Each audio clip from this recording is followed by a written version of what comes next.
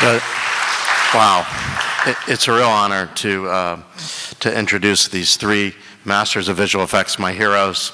Rob Legato, visual effects supervisor, second unit director of photography. He's been nominated for 3 Academy Awards, has won 2. His first win was for his visual effects work on Titanic. His second one was for Hugo, and a BAFTA for Apollo 13. And now he's nominated this year. Rob Legato is a member of the Directors Guild of America, the ASC, and the Visual Effects Society. Please welcome Rob.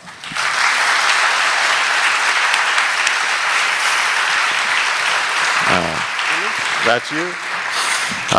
Joe Letteri is a pioneer in the digital visual effects for Avatar. He has 4 Academy Awards: Avatar, Lord of the Rings, The Two Towers, Lord of the Rings, The Return of the King, and King Kong. He's received the Academy's Technical Achievement Award for developing the subsurface scattering technique that brought Gollum to life. Joe joined Weta as a visual effects supervisor on The Two Towers, and over the last 11 years, he has led Weta Digital to become the world's premier one of the world's premier visual effects studios. He specializes in the creation of compelling, realistic creatures, from dinosaurs on Jurassic Park, to Gollum, to King Kong, to Navi in Avatar, and to Caesar in Rise of Planet of the Apes. And I owe him a personal debt on that one for telling us we needed to cast Andy Serkis, which made a huge difference for us. Joe joined Weta back in Middle-earth for Peter Jackson's first film, and is currently working on Dawn of Planet of the Apes. Please welcome Joe Letteri.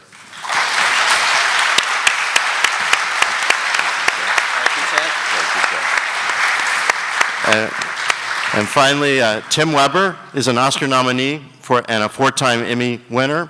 He earned the Academy nomination for visual effects on The Dark Knight. In addition, he has BAFTA Award nominations for Harry Potter and the Goblet of Fire, and Alfonso Cuarón's Children of Men. He is the Chief Creative Officer at Framestore. He has served as a visual effects supervisor on such diverse projects as Avatar, Where the Wild Things Are, The Libertine, and Love Actually. His film credits as a visual effects supervisor also include Notting Hill and Lawn Dogs. He has 3 Emmy Awards for his work on Dinotopia, Merlin, and Gulliver's Travels. And he's also directed a number of commercials. Please welcome Tim Weber.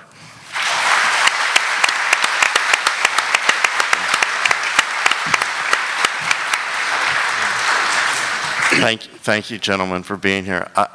As I watched that, I was just moved by such diverse work, such strong point of views that really start with, obviously, the director's vision, and they are as complicated as you get, like brain surgery of visual effects. I just wondered if you could each talk about how you began a project like this with the previs, or how do you get into the director's head and take an idea into something so compelling as what we saw just now? Who first?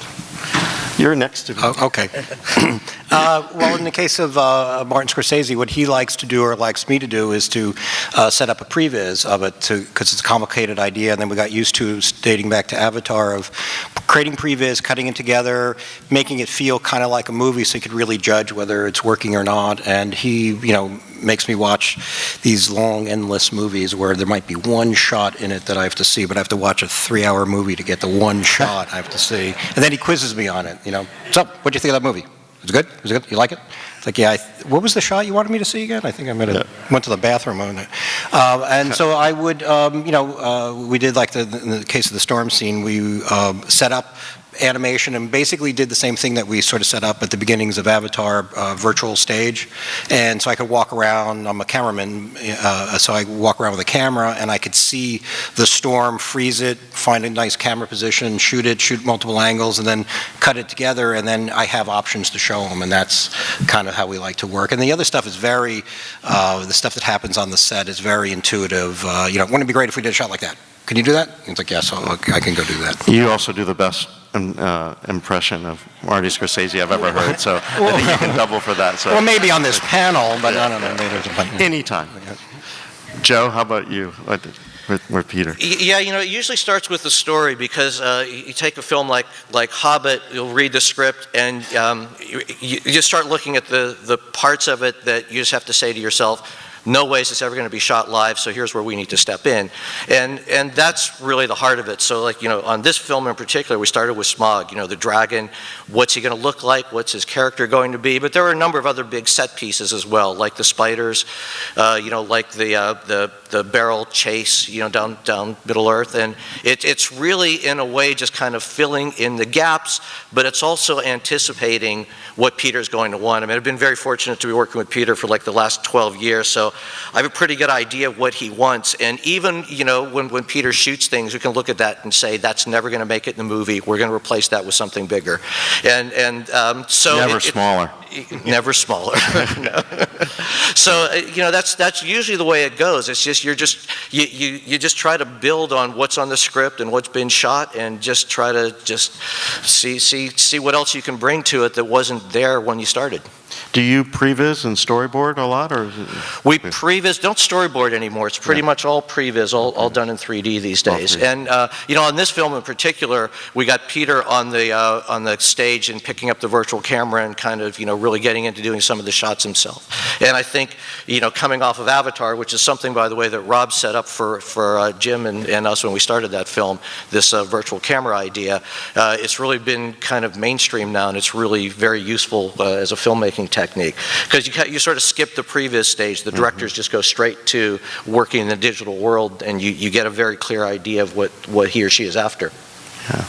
And Tim, for you? Previs was a massive part of Gravity. I mean, we did start with some storyboards, but it very quickly, because of the way, well, particularly the way the long shots, I mean, lots of things about it, the storyboards were only partially useful. So we very quickly went into previs, and we ended up, we spent many months prevising it. We ended up prevising the whole movie. I think Alfonso, much of it needed to be previs to a very high level of detail, and he just got into the process so much that we prevised the bits that didn't need to be. It was very useful for him to work out in his head what he needed. And some of the shooting, even in the fairly sort of traditional bits, it was inside tiny capsules, and again it was long shots, so the camera moves were very tricky to work out. So previs for that was very useful, because you had to move bits of the set around. And the previs, we used virtual cameras as well, which was tricky because in space you can move in any dimension. So trying to design virtual camera systems that could do that without actually being in zero gravity was slightly challenging, but we still found it very useful. And the previs ended up driving the shoot a lot. A lot of what went on the shoot was straight out of the previs. So we had to previs sometimes to the level of final animation. Sometimes the exact movement of fingers when you were grabbing, or when the character was grabbing a handle, would have a big knock-on effect over the next few minutes, because in zero gravity and no air resistance, a small movement can have a big effect on the rest of the shot. So we had to previs to an extremely high level. And you said a statistic earlier about the very few shots, but very much a percentage of the film, long shots. Yeah, we were discussing how many shots we all had in our movie, and I think I had 190 something, which is every shot in the movie, and in fact 17 shots make up 70% of the screen time of the movie. It's an amazing statistic. Very difficult to pull off. It's very, very hard to choreograph. So, that was a big part of the previs as well. When you've got all this action, happening in a shot where the ISS is being destroyed, for example, and you've got Ryan's action in the foreground and parachute action, that it's important to see what's happening in the background. And there's no ability to cheat anything because there's no cuts. You can't sort of cut to this angle, have that happen, cut to another angle, have something completely different happen. It's all happening together, because you can't, well, we can cheat it a little bit, but not so much. So. And so Alfonso and Chivo would come in and look at some of your previs and then refine it each day. I mean, this process went on for months and months on end, right? Yeah, literally months, yeah. Yeah. That's very unusual for a studio film to take that much time to do this. Yeah. No one at studios understands why it takes so long. I think if they looked at Gravity, they could give a sense. It was very useful to have that time, but we weren't given that time initially because you usually aren't. No, there were other delays happening that enabled us to have the time, which was slightly challenging because we had to be ready to start shooting at any minute. But certainly having the extra time was incredibly useful. Yeah. So we've talked about Jim Cameron, who is kind of the father of all of us, I guess, and you've each worked with sometimes called the mother too. The mother too, yeah. Well, Rob, you want to explain that?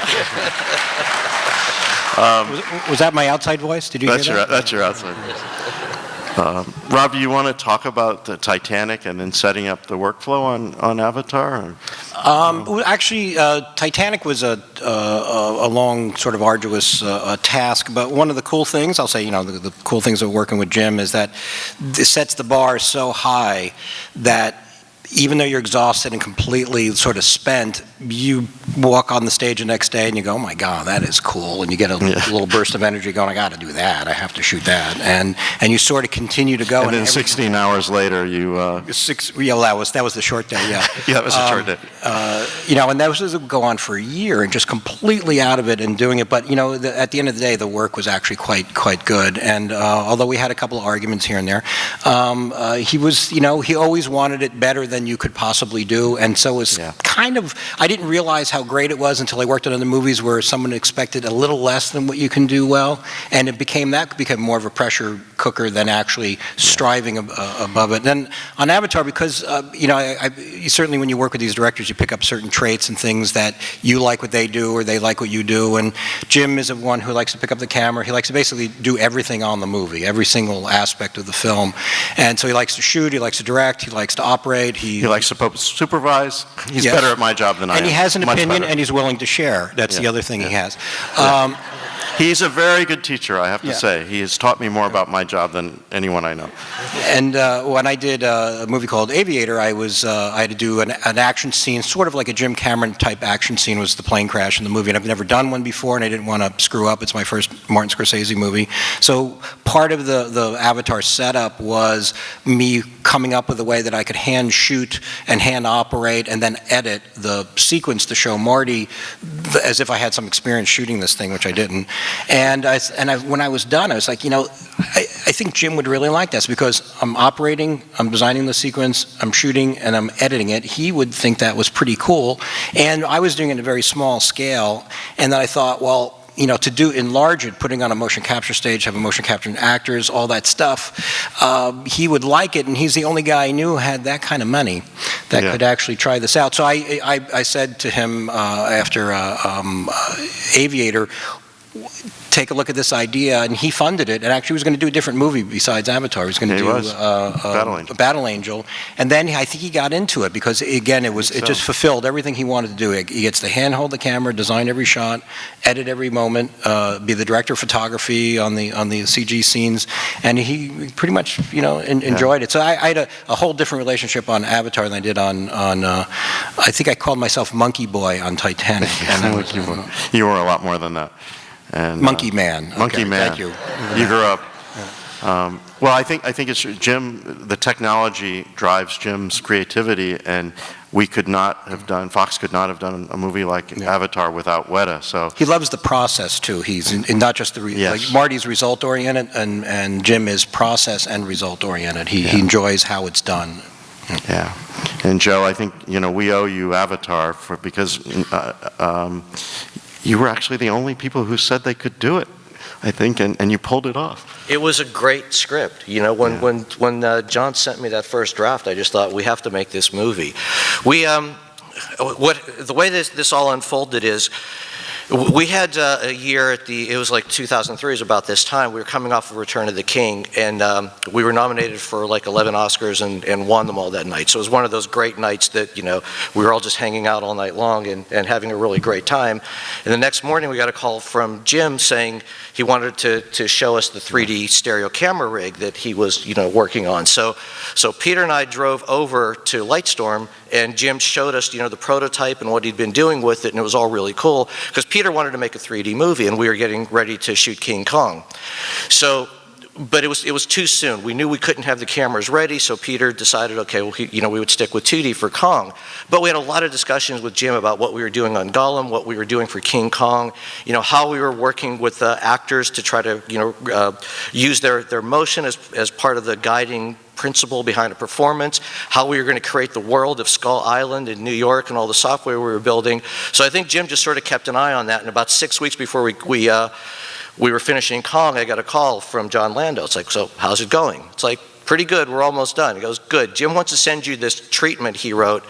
And I had no idea that this treatment existed for 10 years. Yeah. You probably were aware of it, the Avatar treatment. It was in my garage. Yeah, okay. And he sent it to me, and he said, what do you think? And I just said, yeah, we got to make this movie. It's fantastic. And so we just kind of jumped in and started figuring out. And as I said, Rob was already there working on the stage part of it. And, we had done, a lot of motion capture, a lot of work with actors. And one of the things I think people don't get is, motion capture gets the name recognition, but motion capture is really a recording technology. It's what you do to create the performance after that really matters. And a lot of that really just come down to the team, the animation team and the people who are really responsible for putting those characters up on the screen. So that was a discussion we had to have with Jim and the actors to kind of like tease out that whole process. But, we worked on that film for a number of years, and, as you said, Jim really gets into the process. He wanted to know, why the performance was coming through this way, what was happening with the muscles, what was happening, with the bones, why the leaves were doing what they were doing, why the sky was this color on Pandora. And we had to have answers for all of that. We essentially re-architected the way that I knew how to do visual effects and kind of inverted it. We just took this idea that, in traditional visual effects, you shoot something and then you have, you kind of fill in the gaps of what wasn't shot. We took it the other way, and we just said, okay, imagine everything is digital, and if anything can be done in camera, great, we'll keep it. If not, we better be prepared to make it, because Jim could put this camera anywhere on this planet. And in fact, that's what happened. Right before we delivered, he sent through this new previs he had done of, the tribes diving off the cliffs and skimming along the water with these great crashing waves. It's like, great, now we better figure out how to do water simulations. Well, good thing we have like 2 months, so we're fine. And it was, but it's always like that kind of thing, keeping you on your toes, and just, and in a way, working with Jim is great, because Jim is one of those directors, and there are very few of them, who understand visual effects and story at the same time, and what the state of the art is and how to move it along, right? I mean, he did it, absolutely with Terminator. Now, that wasn't, digital, that was still a lot of practical effects, but the way he used it to create that character and tell the story was brilliant. With Abyss, you got a first taste of, again, bringing a character into the film just when it was needed. With Terminator 2, again, he was right on the edge of what could be done and what story could be told. And, with Avatar, he just kind of turned us loose and said, make it all, just do it all. And you just don't get chances like that with too many people. So, yeah, no, it's working with Jim is great. Yeah. I agree. Tim, I mean, you had a fantastic experience with Alfonso Cuarón, and I think have taken technology for making Gravity and pushed it to a whole other level that I've never seen in ways, and I wonder if you could talk about that journey. Well, it's amazing. A lot of what has been said about Jim, applies to Alfonso as well in many ways. I think, he is also someone who really gets visual effects. He talks about how he can't operate a computer. He's only had a computer for 3 years or something, and it's true. He has, and he really can't. You'd have to help him send his emails sometimes, but he still understands visual effects in incredible depth and exactly what is needed out of it for the purpose of the film and how to make the most out of it and how to use the movie. And will comment on any aspect of the visual effects in the same way that my small experience with Jim did. He would comment, sort of on rotoscoping or some tiny detail, and Alfonso's kind of the same. And because of that, won't let you get away with anything. He will keep pushing for when you say, we can't really do that, he will keep pushing. What if you did this? What if you did that? And and you have to take his suggestions seriously. That seems like the common denominator. These guys don't really like, oh no, we can't do that. That doesn't seem to be in the vocabulary. That's a dirty word. And the great thing actually is, if it shows. If we said we couldn't do it, we couldn't do it. But because he kept pushing, we would find something else, which maybe wouldn't give him what he wanted in the first place. But you'd find, but it wouldn't be what you could do initially. It would be a third option that was sometimes better than any of the other options. Yeah. And Chivo, the Alfonso cinematographer, was very involved with this all the way through, or in the beginning, the pre-vis? No, he time-wise, he wasn't around that much. But in terms of input, he was around massively. If you see what I mean. I mean, he was. He's an amazing talent and an amazing person to work with, and I learnt a huge amount off him. And and everything about this film was blurred, and particularly the cinematography and the visual effects. There was no division line between the two, and and we had to work together in ways that we've never worked with the camera and the lighting department at all, and it was great. So I got to be more involved in cinematography than I ever have, and we had Chivo more involved in visual effects. It wasn't because there was no line between the two. It does feel like the lines are blurring and between cinematography and effects and editing too. And editing too. And production design. And production design. I mean, everything. Catering. Catering, yeah. Catering is still very distinct, either really bad or really good. What about old school versus new school? We all kind of started in opticals, and Rob, I think we were on Star Trek New Generation at Paramount together, but is there still a place for miniatures, for physical effects, physical effects and digital effects? How does that work in your worlds now, and how do you see it working for the future? On mine, it's all a personal style too. I grew up with the physicality of cameras and miniatures and things like that, and I've grown to like the restriction that you have.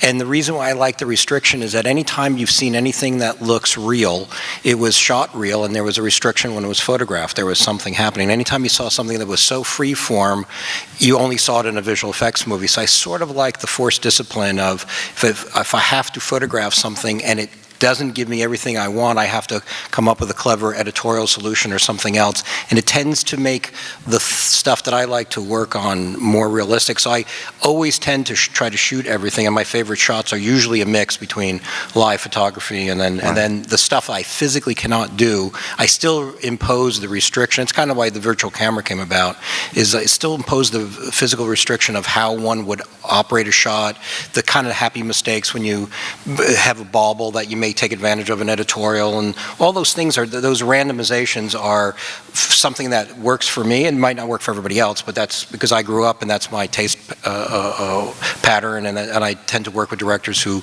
tend to like that kind of thing. And you probably shoot more than most visual effects supervisors yourself. Your camera. For me, it's my process too. I have to photograph it. I can't really describe what I want to do because there's usually an accident that happens that I can't predict that I know I will take advantage of. Yeah. So if I give it off to somebody else, it's not because somebody else can't do it better than I can. They certainly can, but it's part of. I'm always changing and altering and fixing and taking advantage of stuff, and I always want more than I want. So the accident gives me a little more than I want because I didn't predict it, and I that's the part I enjoy and I like. So I sort of more force that into being, other people, and I get criticized a lot that we should do this all, CG and all that stuff, but I resist it as much as I can. I do when I have to, though. I have no choice, but I like the other part a little bit. And Joe, you run a very large facility too, where you have to wear that hat, and your approach probably is a little different than Rob's when you also are supervising a show. It's, We are pretty much all digital these days when it comes to effects, and that switch happened on Avatar for a couple of reasons. One was just shooting stereo, and the other was schedule. And they're interrelated in that if you can create what you need digitally, you have the flexibility to keep changing the shot and the cut till the very last minute. And a lot of times that is just the way a lot of directors that I tend to work with will work these days. Things are very fluid and they tend to keep changing. And especially if you're working with digital characters, because you always have that option of going in and trying new angles and reframing and setting up the shots differently, the backgrounds tend to come along for the ride. And so we just sort of got it into our heads that what I was saying earlier, we need to be able to create it, whether it's an explosion or an ocean wave or a cliffside or a jungle. We've just put a lot of effort into figuring out how to create that reality, and that's more or less the direction that we've taken it in. You know, going back to the Lord of the Rings films, we shot a lot of miniatures, but then coming back to the Hobbit films, it just didn't make sense because what we needed to create was too big and too vast. And because a lot of times we're always augmenting these miniatures anyway, just gradually, piece by piece, we just started replacing them with, with digital elements. But Rob is right in that you want that sense of reality, and the way that we keep that is we photograph a lot of things before we make the digital version of it. So we do a lot of what we call reference photography, whether it's for skin texture or for costumes or for, what the brickwork might look like on the side of a building or what tree leaves look like. We have a huge library of just photographing things just to try to get that basic understanding, but then our real goal is to synthesize that into something believable. and those all become digital assets for the part of that you're creating that you can reference to later. You make a lot of franchise movies that. Do you go back to those, or it's always recreating from scratch? Well, you're always building on every film, because every film you kind of understand a little bit more about what's going on. There's a lot of what we do has a bit of a science project aspect to it. So we just do tremendous amounts of research into trying to understand what the phenomena is that we're creating, and then just learn to build on that. Like when we did Gollum the first time around, we had this idea that he was this little naked guy and he needed to have muscles, right? So our first way of doing that was to really just borrow from how this would have been done physically. If this was an animatronic, you would have built a character with bladders under the skin that you inflate to trigger, when muscles are happening. That's what Gollum was. But, as we got to Avatar, we realized that wasn't going to work. Muscles don't really work that way. They're actually bundles of fibers that translate down along the bones. And so we actually wrote a whole new muscle system that is more based on the physiology of the human body, where now we actually study the biomechanics and we trigger the muscle fibers, and it's gotten very, almost biological in the way that we solve that. But if you look at like Gollum in the last film, you can see the difference, because now you can see muscles moving under the skin and the bones translating in ways that you couldn't do with an animatronic. So it's great to come from, old school to kind of learn and ground what you need, but ultimately we're trying to recreate reality, and the best way to do that is to study and understand the physical world. And Tim, on Gravity, can you talk a little bit about the robotics and some of the techniques that were used in shooting that I hadn't seen in other films before? Sure, yeah. Yes, a lot of the physical aspects of Gravity, and there was some major physical challenges, were in order to enable the digital aspects, like you say, with the robots. We still use some old school. We had a miniature in it, one.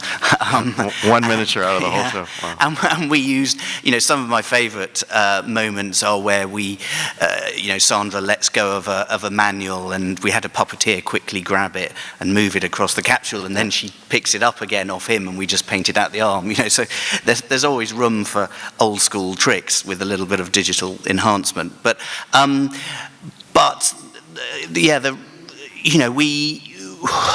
We were faced with these situations where we needed to shoot just faces, but in many ways, when you're shooting just a face, it becomes more complicated than when you have to shoot the whole thing, because you have to create the environment around the face to make the face look correct, and you have to create the camera moves around it. And we weren't able to move the actors in the ways that they appeared to be moving on screen, because if you turn an actor upside down in gravity, all the blood goes to their head, or if you have them horizontal, you can see the strain on the neck from holding the weight of their head up, etc. So we had to keep the actors relatively upright and static, and we had to put all the movement into the cameras and into the lighting. So Christopher Aria from Warner Brothers actually heard about a company in San Francisco that put a camera on the end of a robot. They were called Autofuss. Fantastic. Yeah, and it was an intriguing thing. So we went and did some tests with them, thought it was very interesting, and then worked with them to push their technology quite a bit further. Put it on tracks, put an extra head on it, and develop it to be able to do what we needed. But there wouldn't have been any other way of getting the speed and flexibility of what we needed. And originally we were then going to use 2 more robots to move the lights for the shots, and we did do that in a few shots. Did that work? It did work. Sometimes? Sometimes. I mean, the problem was not the robots, actually. The problem was to get the softness of light you need from the bounce light from the Earth, we needed a 15-foot diameter light, so a pretty big light, 4 foot away from the actor. So you've got that moving around them, you've got the camera moving around them, and then the key light moving around them, and it was just a mess, I think that's the common denominator, too, for all these incredibly complicated movies, that people don't realize it when they say, oh, they look perfect, they must have known what they were doing. But if when we did Jim wouldn't call it a post-mortem on Avatar because no one died, but a post-analysis, he said, we started as a high school science project. And I think that is the case for all of these films, dating back to Apollo 13, which you did, and now going to your son there in Gravity. It's just the evolution of technology. So what you learn in each film being a science project. Absolutely. You learn off all the films that have gone before you, and then you don't come up at the beginning and go, okay, this is how we're going to do it, this is our solution. You stumble as you go. I mean, we were still intending to shoot many more shots using three robots for the lights when we started filming, and it wasn't until we found that the light box, which is the other lighting technique we used, was so successful that we actually ended up using that for the shots instead of the robots. So you just work it out as you go. So how much did you take from Rob from Apollo 13? Did you watch his film? Apollo 13 was one of the very few films that we used for reference, actually. We didn't look at very many. Sort of 2001 we avoided because it was too sort of special. So mine wasn't special? Here we go. Let the games begin. Well, it was special in a way that was useful, so we used it. So it was honestly one of the very few that was actually really relevant and useful. Yeah, and it was fantastic work too. So it's old-fashioned, my God. Sometimes that's good. Joe, where do you see this all going? You are now running arguably the most successful visual effects facility in the world, and you came from ILM and San Francisco, and what do you think the challenges are ahead, and what's the exciting things too? The challenge is still the same as always been, having a good story. Yeah. That's really what you're working from, is just trying to tell a good story. Yeah. And one that's kind of on the page that doesn't change too much after you start working on it. That's okay, as long as it comes out good at the end. Yeah. And Rob, it's I think it's the same as what Joe said. I mean, it's always about the only reason why you invent sort of new technology is because, and it may be like gravity, is that you have a story to tell that hasn't been told in that way.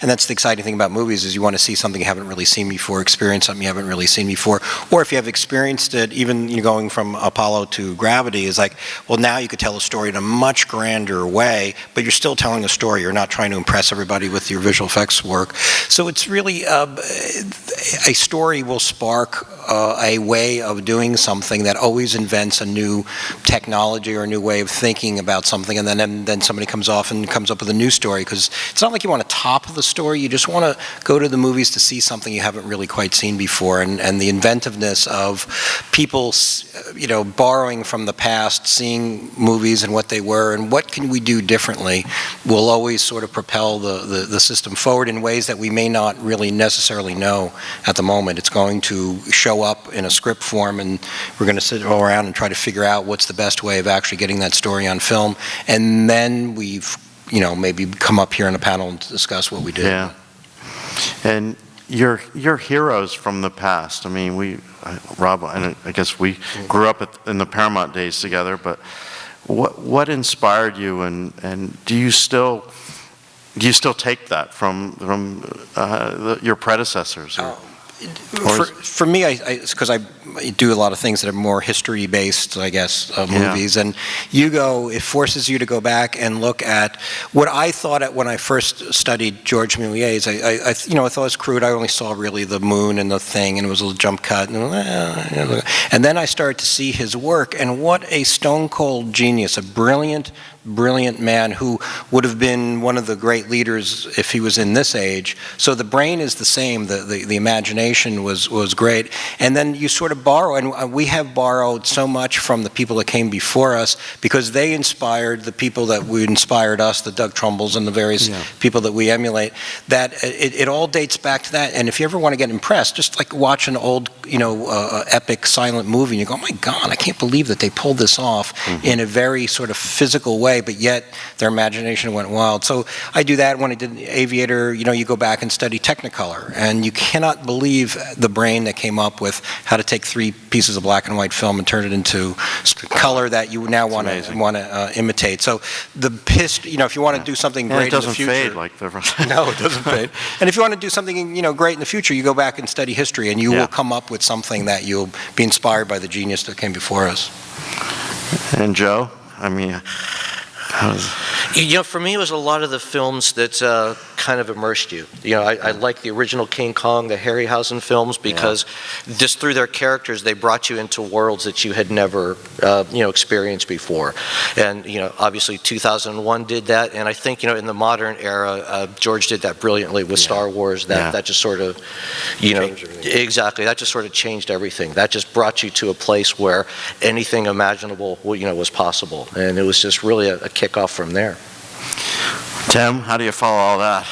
Well, I have to mention Harryhausen as well, because definitely, seeing the skeletons when I was a young kid is a moment that I just can't forget, and it's just there because you just thought they were alive, when you were young, and kids these days are much more critical of visual effects. They're a tougher audience, but it was just amazing. It was just awe-inspiring, and so that's what you want to do, and that's kind of why you get into movies, really, isn't it?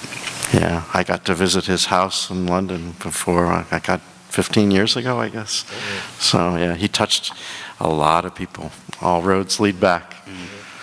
Well, and projects now, what are you excited about next? Anything on the horizon you can talk about? Some things I guess you can't talk about, but or any technologies, like 48 frame, and it's always, as I was saying earlier, it's always the story really that matters. I don't go out looking for the next technology, and on Gravity we didn't set out to be innovative. It was just required new technologies. So it has to come from the story. I wait till there's an interesting story. There's interesting sort of the whole virtual production scenario that was kind of started with Avatar in many ways, but and Gravity is a slightly weird offshoot of it. But I do think there will be interesting possibilities within all of those tools to do stories that could not otherwise be told, and I think it's going to be fascinating the next 5 years. Joe? I was going to say, for me, actually, doing the first Planet of the Apes was kind of that step of closing the gap. It's the one thing we didn't do on Avatar, which is to take this whole virtual stage idea and just bring the whole thing back to a live action stage and just say, look, we can do both together. And to me, that was the exciting part about doing that film. So now we have the Dawn of the Planet of the Apes, so we're working on that, and that will be out. You know the date, don't you? Yes, July. Okay. I hope. Otherwise, I'll be I know, I better looking for get a back. job with you. I won't stick around that long. And then we have the third Hobbit film that'll be coming out December. Yeah. Oh, thank you. The Planet of the Apes, I do have to say, we at Fox could not make Planet of the Apes without Joe's support, without his recommendation, his quiet voice of saying on the first one, hire Andy Serkis, hire Andy Serkis. And he's like, well, why? And it's just what that actor adds, and the facial capture and the performance, what they all did, but Andy especially. So Joe, thank you for that. And again, I think this theme of technology allowing filmmakers to tell stories is really what I think is in common with all of you, that you are the magicians and you are the heroes of the business. And I think there also is in post and in visual effects, there's still, even though there's competition between vendors and studios, I think there's more of a camaraderie and a shared learning among all of you than any other part of the business. Maybe we all suffer together in post and with the long hours, but I mean, maybe you can share on that, or I may just be full of it by saying that, but no, I think that we're all. I'll say for myself, and I'm sure it's the same for everybody. Just so grateful to be able to participate in a craft that you admired when you were younger. That you don't take that lightly when you have that opportunity. And so, and when you see like the history of the Academy and everything, there is a self help that everybody wants to do to make sure that the movie business is doing great and other films are doing well, and the movie tradition continues on. It doesn't stop. So I feel that we all want to give back and even do things like this and talk to schools and everything else to inspire the next generation to do it. So I think the whole thing is has a tremendous amount of camaraderie, and everybody's fascinated by what everybody else does. I mean, I'll sit there in awe about what was done in these two gentlemen here and Gravity, and go, oh my God, how'd you do that? I mean, and you just want to ask them questions and do stuff, as opposed to I want to shy away or he wants to shy away and not tell me. And usually people are very, very secure. People are very generous with their knowledge. They want other people to enjoy it and use it. It's almost the highest compliment. And I think that speaks to what George Lucas is as a filmmaker, teacher, who had ILM, and Peter Jackson's the same way. Jim Cameron's the same way. I mean, he gets a reputation for being such a taskmaster, but he also always stops and loves to explain what he's doing. And he's so generous with his knowledge that I think that goes with the excitement of creating something new each time and he would working love with you to guys. use what he's done. He'd love you to take it one step further, encourages you as opposed to discourages you. He is he's very much a filmmaker, and he wants to see the filmmaking process continue and share his higher frame rate things he wants to do, and the 3D and the motion capture things we did on Avatar that these guys did a brilliant job on. And one other filmmaker, Steven Spielberg, and anybody else, Martin Scorsese was such a champion of Marty's 3D work on Hugo, and very encouraging and quite wonderful about it. And so it was actually lovely to see. But they lean on all you guys to do all that too. I mean, I actually have a story about that. When we were doing Avatar, we were also meeting with Steven to do Tintin. It's a project that was like near and dear to his heart for years, and he asked us to do a test on Snowy. It was going to be a live action film, and we were just going to put the CG dog in there. But Peter is a huge fan of Tintin, right? And he thought, well, there's no way you can make these characters with actors. You're not going to get the right people cast the right way. They're going to, age differently. It's just not going to be right. he wanted them to look like the characters they were in the movie. So he was aware of what we were doing with Avatar, because, you know, we were talking, and he and Jim were talking, because as you said, Jim just kind of, you know, shares all this. And he suggested to Stephen, that we actually try to do this as a digital movie. So I asked Jim, can we bring Stephen over to the stage and show him what you're doing? And he said, I'll do better than that. I'll give you guys the stage for a few days and you can shoot a test. And we did. We brought Stephen and Peter over, and Jim showed them how to use the camera. We got the stage all set up, and we shot like a 3-day Tintin test. And it completely turned Stephen onto this idea of digital filmmaking, and that's how we made the movie. Okay, that was at Playa, or that was in New Zealand? That was at Playa. That was at Playa, yeah. I think I remember that. Yeah. And now the next Avatar is coming soon, hopefully, and a lot of work being done in New Zealand. Mm-hmm.